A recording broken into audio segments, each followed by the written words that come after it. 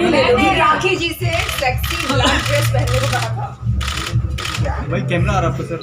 तुम इतनी हॉट लग रही हो, आग लगाओगी क्या दुनिया में? आग हमें लगा दी बहुत ज्यादा हर तरफ। तो ये आपको इंडियन हॉट ड्रेस नहीं थोड़ा सा, ये वाला वाइट किसका क्योंकि मैं शादीशुदा हूँ।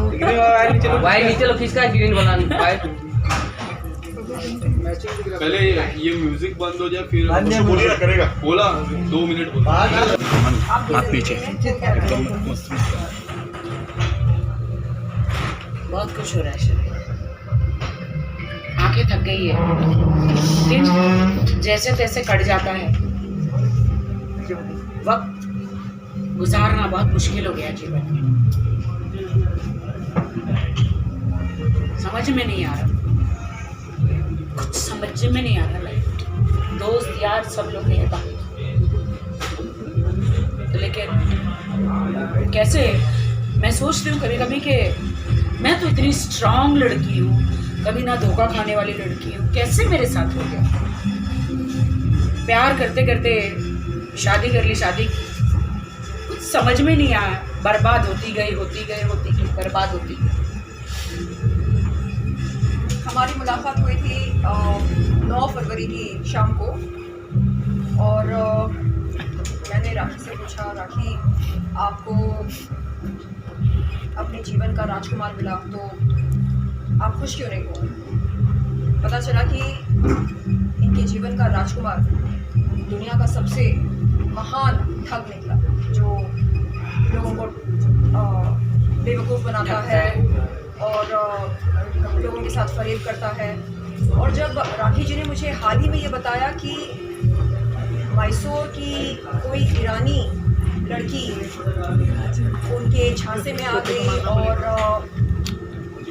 उनके साथ कैसे इनके एक्स पति या नहीं प्रेजेंट है पतिदेव ने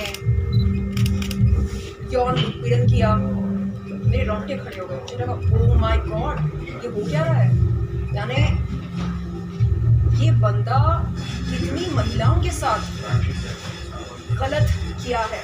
शादी से पहले भी और मेरी शादी होने के बाद भी कंटिन्यूसली उस लड़की ने मुझे होटल के पूरा सब कुछ भेजा है, audio bytes, WhatsApp, Snapchat, chatting.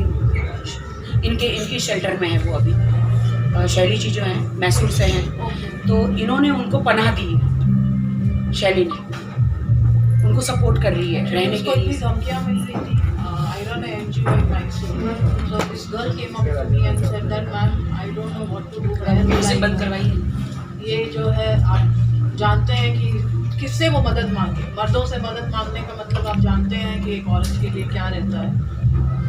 क्योंकि मैं उसको पहले से जानती थी, मैं राखी को भी जानती हूँ, मुझे पता था राखी के साथ क्या हो रहा है, तो उसके साथ क्या हो रहा होगा ये मुझे काफ़ी अंदाज़ा था।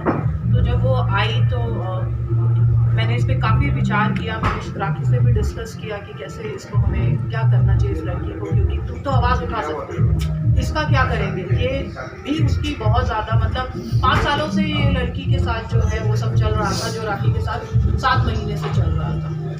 तो उसके बाद जब वो आई तो मैंने वहाँ से कार्रवाई की और जो है पुलिस ने और सब ने हमें सपोर्ट किया और जो है धारा 376 के तहत उसके ऊपर मुकदमा जो है दर्ज किया गया है। और मैसूर पुलिस इस वक्त हमारे साथ यहाँ आई हुई है, जो कस्टडी लेने के लिए जो है इंतज़ार में है कि कोर्ट कल क्या ऑर्डर देता है, उसके बेसिस पे जो है आगे की प्रोसीडिंग हमारी तरफ से। आज से 4 महीने पहले इस लड़की ने मुझे कॉल किया था मैसूर से, चीख चीख के रो रही है कि मुझे आदिल मार डालेगा, मुझे बचा लो। राखी मैम, अंग्रेज रहता है ना सेंटेंस, ईरानी एक्सेंट में। सोचे कौन है भाई ये राखी? मैंने उसको पूरा रिकॉर्डिंग रखा है, अभी भी रखा है, आपको भेजा मैंने, मेरे को भेजा है। इस लड़की मुझे राखी मैम मुझे बचा लो, ये आपके साथ धोखा कर रहा है, मुझे छोड़ के यहाँ पे मुझे शादी के वादे करके आपके पास आया है, आपको यूज़ कर रहा है फिल्मों के लिए, पैसों के लिए, इन सब चीज़ों के लिए। तब तक मेरी शादी हो चुकी थी और लिटरली वो लड़की का नाम मैं नहीं रिवील कर सकती हूँ, हाँ मैं नहीं करूँगी। तो मुझे कह रही है और मैंने आदिल को बताया, आदिल ये सब क्या है? आदिल ने उसके घर में जाके दरवाज़ा तोड़ा, उसे पीटा और भी लड़कों को जाके उसे पिटवाया। वो सारी रिकॉर्डिंग मेरे पास आई है। वो लड़की ने सारी पीटते हुए, दरवाज़ा तोड़ते हुए सारी रिकॉर्डिंग मेरे पास आई। वो सारे लड़की मुझसे मदद मांग रही, मैं मदद नहीं कर पा रही हूँ।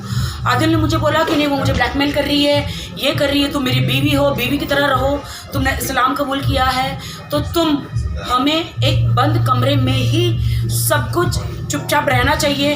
मैंने कहा मैं इस्लाम कबूल की हूँ तो क्या हुआ, आप ऐसा किसी लड़की के साथ कर रहे हो तो मैं ये नहीं बर्दाश्त कर सकती।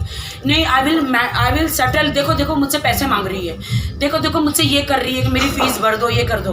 बाद में वो लड़की ने मुझे बताया कि इसने मुझे फंसा के अपने वीज़ा पे लाया, घर पे रखा, मुझे मारता है और वो सारी 376 की धाराएं जो है लगी है वो सब करता है। मैम मुझे बचा लो। अब मैं जानूँ नहीं, मैं सोची कि क्या हो रहा है। इन्होंने मुझे उससे ब्लॉक करवा दिया, उसको भी बोल के मुझे ब्लॉक करवा दिया कि देखो उसके साथ में ऐसे वैसी सारी वीडियोस पिक्चर होगी तो एक बीवी को डेफिनेटली पसंद नहीं आएगी।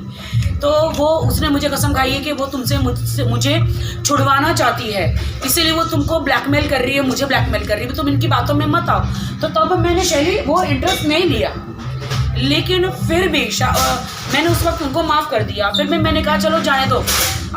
मुझे कहा कि उसकी माँ को कैंसर है, मैं उसको भेज दे रहा हूँ ईरान, और मुझे उस वक्त कहा गया कि ईरान भेज दिया। लेकिन बाद में फिर भी मुझे पता चला इन्होंने उनको जेवर खरीद के दिए, ऑडियो है मेरे पास, बिल्स है, इन्होंने उनको फ़ीस भरी, मेरे ही पैसों से फ़ीस भरी, केक भेज रहे, उनकी कैट्स को खाना तो चलो चल जाता है, उतना तो चल जाता है, उनके पास कैट्स इन्होंने दिए। मतलब पूरा खर्चा जो चला रहे थे सारे मेरे पैसों से पूरा खर्चा चला रहे थे। और एक दिन इन्होंने मुझे बिल दिया कि देखिए वो मैंने उसको इतना सारा पैसा दिया, सॉरी जान मैंने आपके पैसों में से खर्चा किया, मैंने उसको दिया। मैंने बोला आप मेरे पैसे खर्च कर रहे हैं और आप उस लड़की के, मैं आपकी बीवी हूँ, बीवी के होते हुए आप उसको क्यों कर रहे हैं? नहीं वो स्टूडेंट है ना तो मैं उसको हेल्प कर रहा हूँ। लेकिन असली हकीकत शर्लिन मुझे अभी सब पता चला जब धारा 376 लगी तो वो लड़की चिक चिक के रोई। ये कब हुआ? जब मैंने मेरी शादी अनाउंस करी। उन्होंने, वो कभी नहीं चाहते थे कि मेरी शादी अनाउंस हो, इसलिए मुझे दबा के रखा था कि मेरी शादी अनाउंस ना हो ताकि ये सारी लड़कियां बाहर आ जाएगी। इवन बहुत सारी लड़कियां बाहर आई है, उनकी मंगेतर भी आई है जो अभी फ़िलहाल उन्होंने एंगेजमेंट तोड़ी है, अभी तक उनकी मंगेतर थी, पहले उनकी शादी हो गई थी, जो मुझे सुनने में आया था, जो मुझे डॉक्यूमेंट्स मिले हैं। तो मैं दुनिया को ये बताना चाहती हूँ कि आपको लगता है कि राखी सावंत बॉलीवुड में मैं बहुत ही बोल्ड बिंदास हूँ। बिल्कुल, हमें ऐसा लगता है कि हम बोल्ड हैं और हम शेरनी हैं, हमारे साथ कोई कुछ गलत नहीं कर सकता है।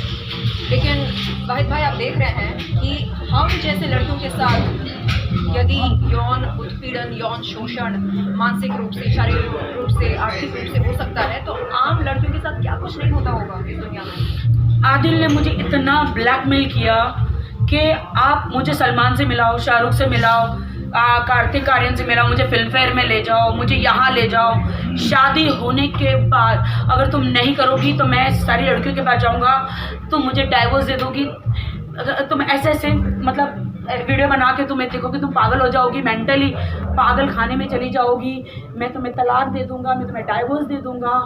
हर वक्त उसने 7-8 उन्होंने मैं सेलिब्रिटी होकर, इतनी स्ट्रांग होकर उन्होंने मुझे इतना टॉर्चर किया, बार बार तलाक का धमकी देकर, और ऐसी बहुत सारी चीज़ें जो मुझे नहीं बतानी चाहिए कि वो पदार्थ को क्या कहते हैं, मछली पर वो पीकर मैं आपको नहीं बता सकती हूँ। मैं पुलिस ने वो सब कुछ उनके ड्रॉअर में से निकाल कर लेकर गए, पुलिस के पास सारे प्रूफ है, मेरा मेडिकल भी किया गया है, उसमें वो सारी चीज़ें आ गई हैं। तो मैं ये कहना चाहती हूँ कि मेरे साथ मैं इतनी स्ट्रांग लड़की हूँ, कभी धोखा न खाने वाली, कभी ठोकर न खाने वाली, मेरे साथ ऐसा आदिल खान दुरानी मेरे हस्बैंड ने किया है, तो हिंदुस्तान में और कितनी लड़कियों के साथ उन्होंने किया। मैं लंदन गई थी 7-8 दिन के लिए। दुबई में मेरा एक हाउस है जो मेरे नाम पे ही है और जिसकी मैं EMI भरती हूँ। इन्होंने मुझे कहा तुम दुनिया को बोलो कि ये घर मैंने तुम्हें दिया है। मैं बोली मैं क्यों बोलूँ जब मेरी EMI जाती है। नहीं तुम बोलो, मैं बड़ा बिजनेसमैन बनूंगा तो तुम्हारा ही फायदा होगा, तुम मुझे इस अवार्ड में ले चलो, तुम मुझे फिल्म बनाओ, तुम मुझे वीडियो में करो, तुम्हारा हस्बैंड हूँ मैं, तुम मेरे लिए नहीं करोगी तो कौन करेगा। तो मैंने कहा कि आप ऐसे ऐसे हरकतें कर रहे हो, मैं कैसे बिलीव करूँगी, क्योंकि मुझे शैली ने बताया कि मेरे अकाउंट में 70 लाख रुपए आए थे मेरे इंश्योरेंस के। तो उन्होंने बताया कि उसको पता चला 70 लाख तेरे आए हैं, तो उन्होंने शैली को बताया देख मैं पैसे कैसे उड़ाता हूँ, इसको इस्तेमाल करता हूँ। शैली से बताइए कि शैली बताइए ज़रा। एक्चुअली मैं और राखी एक एग्रीमेंट